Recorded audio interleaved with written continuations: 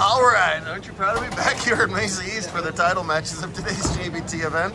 Both divisions at once, two red-hot bowlers in the scratch division. Mike Jones just won his first singles title in Seattle a couple weeks ago. He's about 1,000 miles away from that, looking to win another one here at Mesa East, but he's taking on Gage Baker, who's done a lot of winning in calendar year 25. He's already a 7-time career champ. Hayden Crabtree looking to become a JBT champion. His previous career high finish was 6. He's going to crush that today with no worse than 2nd. He's on fire, but so is his opponent. Xavier Provinger from New Mexico is way up there, plus 431 through 9 games now. On a much higher scoring day than yesterday. We bowled on the Masters pattern yesterday. It was brutal. Today we bowled on Tackett. It was pretty much wide open. Give these guys a couple extra boards, they will just crush it. Just like that with a spare strike for Jones to open the title match. Still playing Easter eggs. This has always been the Easter tournament. We took it away, so we couldn't take away the eggs. So any of these 4 shoot 200 or better with handicap, they can draw an egg. From what I understand, there's a whole bunch of hot tamales left. They were the loser prize of the day, apparently. I thought those would go good in Arizona. Nope, I like hot tamales.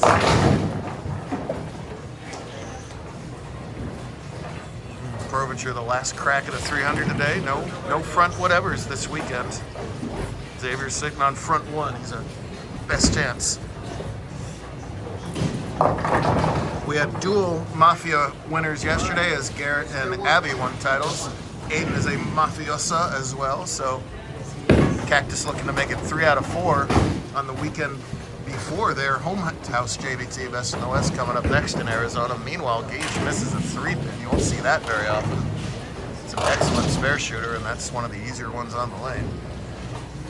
I'd say Aiden isn't going to make this, but remember Isaac made the 4-6 yesterday on camera, so you just never know. He doesn't, though. He's getting 39 pins of handicap, so Xavier's got to continue to carve into that handicap deficit as much as possible. Gage pretty much his A-game. A lot of ball speed right around 3rd, 4th arrow. Comes in there, crushes those twister pins. If the pins sound a little funny, these are all synthetic pins. They're not string pins.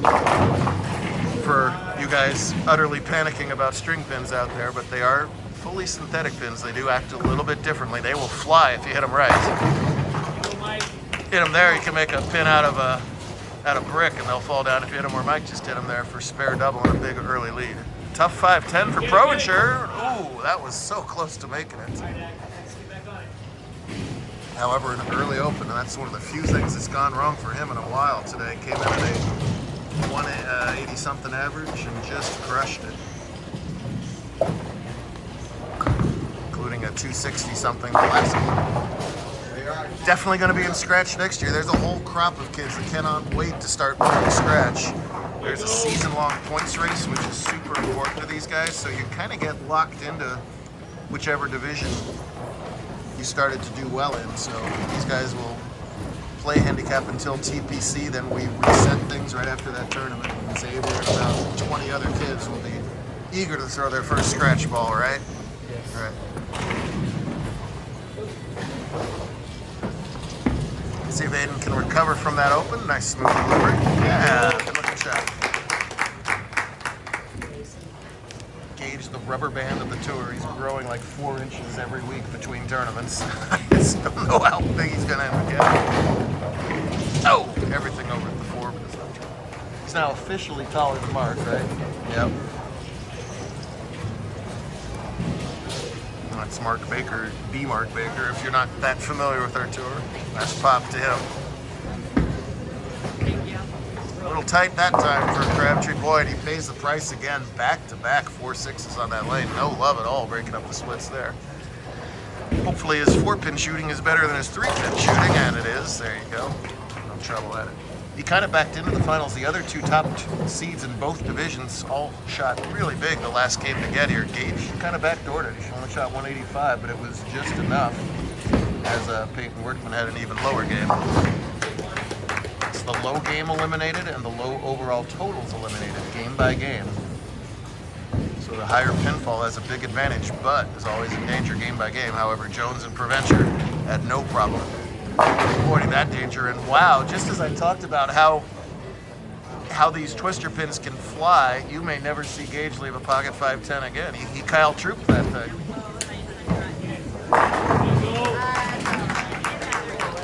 didn't look bad until it hit the pins, and then it just hit like a ping pong ball. That's usually evident of some oil getting down into the pin deck area. Boy, I thought he was going to make that one. Did not. That's frustrating because you think you throw it good. You're like, well, should I adjust? I mean, I left a 510, but ish. Mike just flat out dominant all of a sudden. It looked for a while he was going to age out without ever winning a singles title. His only title was a team event. He took care of that and mowed the field down back in Seattle. And he mows that 9-pin down here to open up a big lead. Does the old school semi-dap at it. I used to think his shirt said Mike Jones 777. He's got an older shirt than that I don't care what he says, they were 7s, not 1s. He can tell me they were 1s all he wants. They were 7s. He said he clarified it on this baseball outfit. Not taking a lot of time. He's obviously calm and confident. He's getting up there and mowing them down. Spare double, open up a big early lead. Among Gage's 7 titles were 2 handicap invitational wins. Aiden's still ahead in this match with his 39-pin handicap bonus. We know he's good on this lane, but doesn't hold it that time. We'll see if he can eventually figure out 25. Gage just needs X's now. Oh, that's one of them. The 4 and the 7 lazily fall down. Needed that, needs to get another one here. 39. Aiden's getting 39.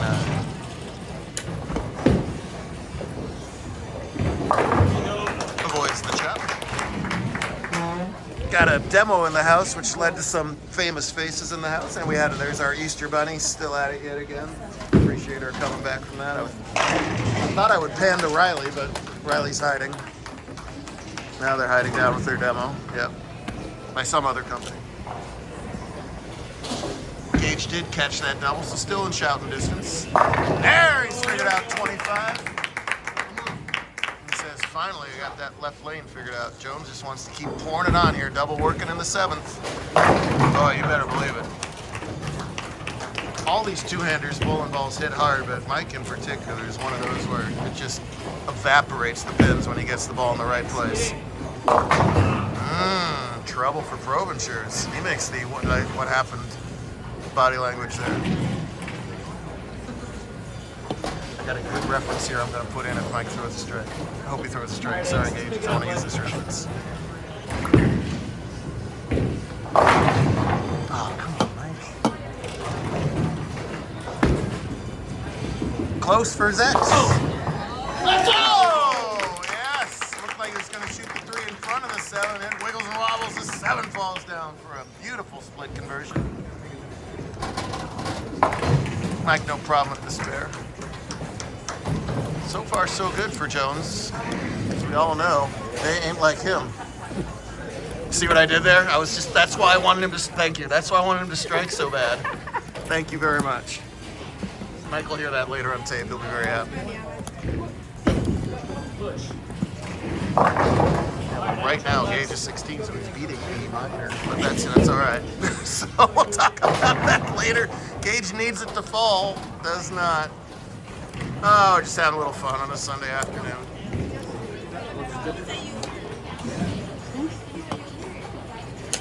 Yeah, you'll catch it later. You focus on your match. I did talk about that earlier. So Xavier unable to strike after that nice split conversion. He needs all the pins he can get right now. Gage in trouble. The best he can do is 203. I don't expect Mike to open out here, but that's the only possibility of a win right here. So Aiden's previous high finish is 6th on tour. I think I mentioned that at the start. Right now he's got a good crack at a 1st on tour. Strike work and big shot for him in the 7th. Holds the follow through, but the ball creeps up high and he'll have another challenge there with that 310. Trip something. Ugh. Now he's in trouble for an egg. I know he wants to take that box of hot tamales home. Oh, he can't get an egg. He's eggless. He's egged out. At the 310, that does not have it. So let's see, that's 103 through 7, 29. Xavier's leading by 26 and is giving 39 of them back. So Aiden still leads by 13 overall when you factor that in. Disappointing last game for Gage, but hey, as we talked about in Pahrump last week, we're setting the bar very high for disappointments, and all it's going to be is yet another top 2 finish. Guy having a fantastic season. See, he hasn't even last time. See, you've done that last time. I could have fit that right in. The song's still going. I don't know if you can hear the song on the video. I think you probably can.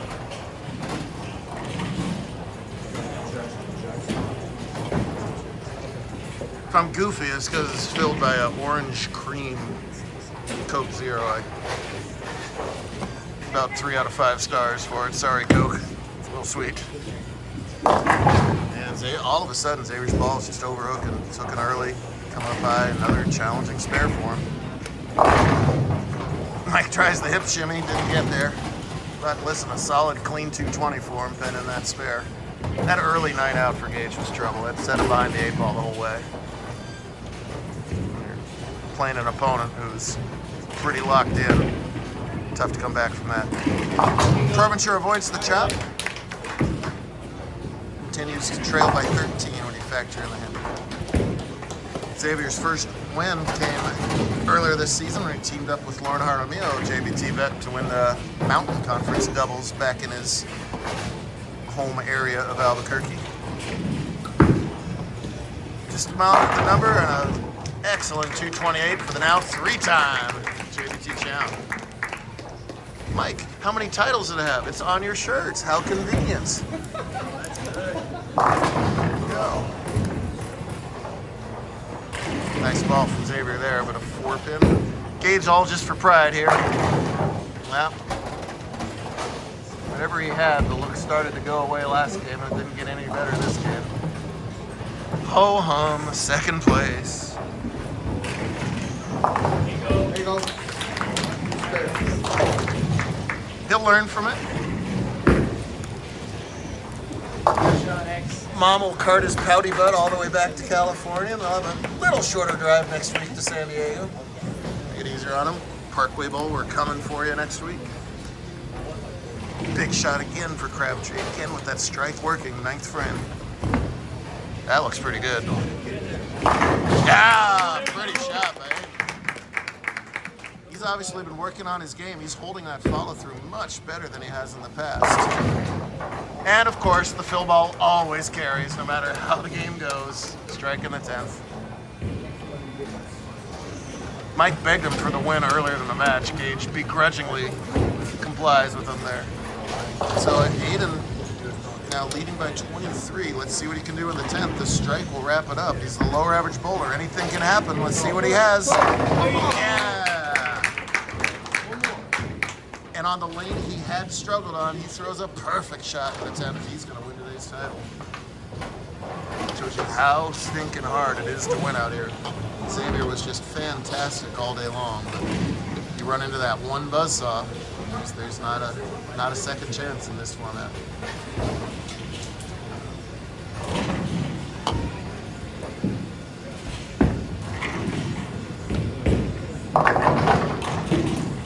Just triple check the math there. If he misses them both, that's going to get him to what, 179?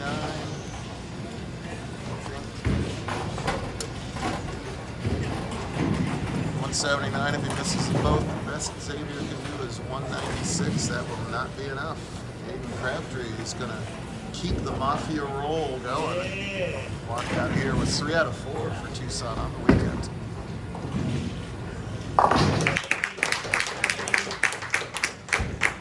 Always good to see a first-time winner. Xavier knows what that feels like. He's only been a JBT champ for what, a month and a half, right? Yeah. Giant thanks to the Mesa team, by the way. I don't think I said that yet. Erica and her whole crew here just do such a fantastic job every time we visit. It's a bright center. It's a clean center. The staff knows what they're doing. It's one of those turnkey operations. Gives us the lanes and lets us do our thing.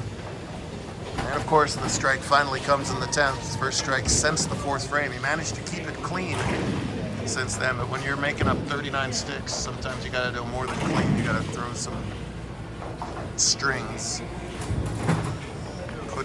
all keep up the same pace he had. That's what he had been doing most of the day right there.